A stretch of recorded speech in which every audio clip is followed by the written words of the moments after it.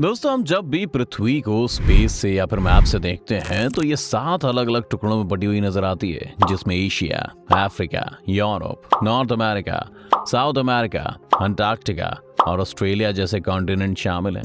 लेकिन आज से करोड़ों साल पहले तक ये सभी कॉन्टिनेंट अलग अलग नहीं बल्कि एक ही थे। आपको ये जानकर काफी हैरानी होगी कि भारत जो आज एशिया का हिस्सा है वो कभी अफ्रीका में शामिल हुआ करता था। इतना ही नहीं, हिमालय बनने की कहानी भी भारत की एशिया में शामिल होने से काफी हद तक जुड़ी हुई है और ऐसा कहा जा रहा है कि हिमालय की ऊंचाई हर दिन बढ़ती जा रही है। लेकिन इन सभी चीजों के पीछे सिर्फ एक ही वजह है। चलिए जानते हैं वो क्या है आज के इस वीडियो में। आज से करीब 500 साल पहले शायद ही लोग ये जानते होंगे कि हमारी ये दुनिया कितनी बड़ी है। 14वीं शताब्दी तक दुनिया के 2 बड़े हिस्सों के बीच में किसी भी तरह का कोई कनेक्शन नहीं था। तब एशिया, यूरोप और अफ्रीका कहीं हद तक कहा जा सकता है कि एक दूसरे से किसी तरह से जुड़े हुए नहीं थे।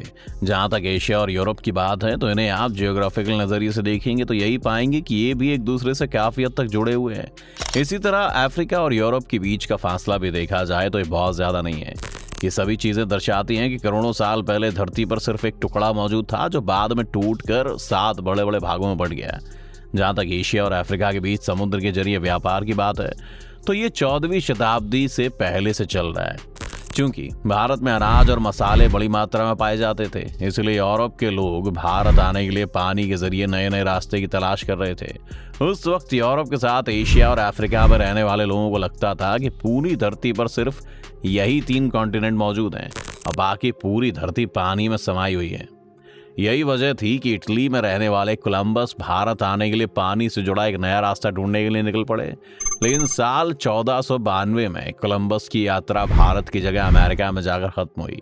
इस रास्ते से चलते चलते वो पहले कैरिबियाई द्वीप पर पहुंचे, जहां उन्होंने इन छोटे छोटे द्वीप को इंडीज का नाम दिया।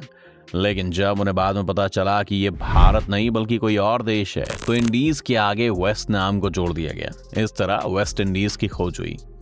इसके साथ ही जब कोलंबस अमेरिका पहुंचे तो दुनिया में मौजूद 2 और कॉन्टिनेंट के बारे में पता चला, जिसे नॉर्थ और साउथ अमेरिका का नाम दिया गया।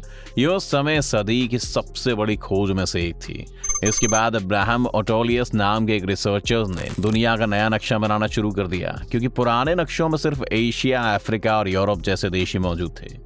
साल 1564 में दुनिया का पहला नक्शा बनाने का काम खत्म हुआ, जिसमें अब 3 की जगह 5 महाद्वीप मौजूद थे।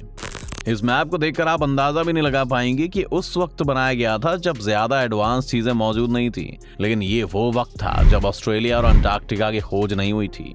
आपकी जानकारी के लिए बता दें कि साल 1596 में अब्राहम ओटोलियस ने इस नक्शे में एक अजीब सी चीज को देखा और पाया कि अफ्रीकी महाद्वीप का दक्षिण पश्चिमी हिस्सा और साउथ अमेरिका का उत्तर पूर्वी हिस्सा, ये दोनों देखने में एक ही जमीन के 2 टुकड़े जैसे लगते हैं। अगर इन दोनों को आपस में जोड़ दिया जाए तो एक हो जाएंगे और एक अलग जमीन का टुकड़ा नहीं लगेंगे। इसके बाद उन्होंने इस बात का पता लगाना शुरू कर दिया कि शायद ये दोनों कॉन्टिनेंट एक ही जमीन का हिस्सा रहे हो और किसी इंसिडेंट की वजह से अलग हो गए हो, इससे पहले कि वो इस थ्योरी पर ज्यादा काम कर पाते। साल 1598 में अब्राहम ओटोलियस की मौत हो गई, लेकिन उनकी इस थ्योरी के आगे भी लगातार काम चलता रहा, जिसे आगे बढ़ाया WJ कियोस्क ने। उनका भी यही कहना था कि दक्षिणी अमेरिका, अफ्रीका और यूरोप, ये तीनों पहले एक ही जमीन का हिस्सा थे, लेकिन दुनिया के सामने वो इस थ्योरी को साबित नहीं कर पाए। इसके बाद बर्लिन में जन्मे अल्फ्रेड वेगनर ने साल 1906 में ग्रीनलैंड जाकर अगले 2 साल तक इसी मुद्दे पर दिन रात खूब रिसर्च की। साल 1911 में वेगनर ने अपनी एक रिसर्च को पब्लिक किया, जिसमें लिखा था कि दुनिया में मौजूद ये सभी अलग अलग कॉन्टिनेंट एक पजल की तरह हैं, जिसमें उत्तरी और दक्षिणी अमेरिका पूरी तरह से अफ्रीका और यूरोप में फिट बैठते हैं। वहीं अंटार्कटिका, ऑस्ट्रेलिया, इंडिया और मेडागास्कर को अगर अफ्रीका के एक हिस्से से जोड़ दिया जाए तो ये भी इसमें पूरी तरह से फिट हो जाएंगे। इसके साथ उन्होंने ये भी बताया कि दुनिया के अलग अलग हिस्से में मिलने वाले जीवाश्म भी एक जैसे ही है। ऐसा सिर्फ तभी हो सकता है जब ये सभी कॉन्टिनेंट कभी ना कभी एक रहे हो। उन्होंने अपनी इस थ्योरी को कॉन्टिनेंटल ड्रिफ्ट का नाम दिया। इसका जिम्मेदार पृथ्वी के घूमने से पैदा हुए एक बल को माना गया था। वहीं धरती के इस बड़े से हिस्से को पेंजिया नाम दिया गया था। लेकिन अल्फ्रेड वेगनर के इस रिसर्च पेपर को उतना अप्रिसिएशन नहीं मिला जितना उन्हें उम्मीद थी। इसके बाद साल 1915 में अल्फ्रेड वेगनर ने एक किताब लिखी जिसका नाम था the origin of continents and ocean. इस किताब में उन्होंने ऐसी और भी कई बातों का जिक्र किया जिसे तब तक दुनिया नहीं जानती थी। उन्होंने लिखा कि कैसे दुनिया के अलग अलग कॉन्टिनेंट्स पर एक जैसी चट्टानें पाई गई, जो इस बात का सबूत था कि करोड़ों साल पहले ये कॉन्टिनेंट्स एक ही धरती पर एक साथ मौजूद रहे होंगे। इसकी साइंटिफिक लॉजिक दुनिया के सामने साल 1950 में आए, जब विज्ञान ने मैग्नेटिक सर्वे नाम की एक टेक्निक का आविष्कार किया। इस तकनीक की मदद से धरती के अंदर मौजूद चीज़ों का पता लगाया जा सकता था।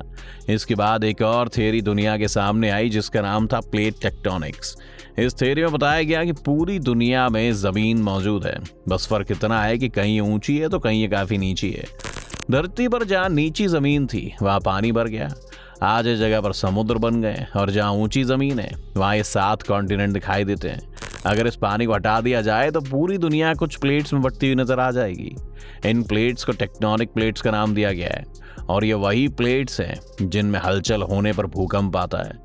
जहाँ तक इन प्लेट्स की बात है तो इसके नीचे लावा भरा हुआ है। ये लावा बहुत ही गर्म होता है, जिसकी वजह से इन प्लेट्स की सिचुएशन बदलती रहती है। लेकिन इन प्लेट्स के खिसकने का प्रोसेस बहुत ही स्लो होता है, जिससे अंदाज़ा लगाना मुश्किल हो जाता है कि प्लेट्स कब अपनी जगह से इधर उधर होंगी। लेकिन जब भी ऐसा होता है तब हमें भूकंप के झटके महसूस होने लगते हैं। इसके बाद अमेरिकन ज्योग्राफिकल सर्वे हुआ जिसमें बताया गया कि 33 करोड़ साल पहले ज़मीन का एक ही टुकड़ा था जिसे पेंजिया के नाम से जाना जाता है। वहीं 17 करोड़ साल पहले इस पेंजिया में मची अंदरूनी हलचल की वजह से ये 2 टुकड़ों में टूट गया था। इन 2 टुकड़ों को लॉरेशिया और गोंडवाना का नाम दिया गया। आज जिन थ्योरी को माना जाता है उसके मुताबिक लॉरेशिया से टूटकर 3 कॉन्टिनेंट बने, जिसमें नॉर्थ अमेरिका, यूरोप और एशिया के कुछ हिस्से इसमें शामिल हैं। वहीं गोंडवाना लैंड जब टूटा तो उसमें दक्षिण अमेरिका, अफ्रीका, ऑस्ट्रेलिया, अंटार्कटिका और इंडियन टेक्टोनिक प्लेट्स अलग अलग हो गई। वहीं इंडियन टेक्टोनिक प्लेट्स यानी भारत की ज़मीन धीरे धीरे यूरेशियन प्लेट की तरफ खिसकने लगी। आपकी जानकारी के लिए बता दें कि यूरेशिया वो प्लेट है जिस पर एशिया और यूरोप मौजूद है। ऐसा 5 करोड़ साल पहले हुआ था, जब इंडियन प्लेट जाकर यूरेशिया के प्लेट से टकरा गई और भारत तब एशिया का हिस्सा बन गया। वहीं इंडियन प्लेट के यूरेशियन प्लेट से टकराने से पहले यहाँ एक बहुत ही बड़ा समंदर था, लेकिन 2 प्लेटों की आपस में जोरदार टक्कर से यहाँ एक बहुत ही बड़ा पहाड़ बन गया, जिसे आज हिमालय के नाम से जाना जाता है। इंडियन प्लेट का यूरेशियन प्लेट में घुसना आज भी बंद नहीं हुआ है। यही वजह है कि वक्त के साथ हिमालय की ऊंचाई बढ़ती जा रही है। वहीं दुनिया में मौजूद बाकी प्लेट भी एक दूसरे की तरफ तेजी से बढ़ रही हैं। इतना ही नहीं, साइंटिस्ट आने वाले सालों में ऐसी ही टूट फूट की उम्मीद जता रहे हैं। तो दोस्तों, क्या आप इन 7 कॉन्टिनेंट के बनने की कहानी पहले से जानते थे? और क्या दुनिया में मौजूद 7 कॉन्टिनेंट्स की संख्या बढ़ सकती है? हमारे चैनल को सब्सक्राइब करने के बाद कमेंट करके जरूर बताएं।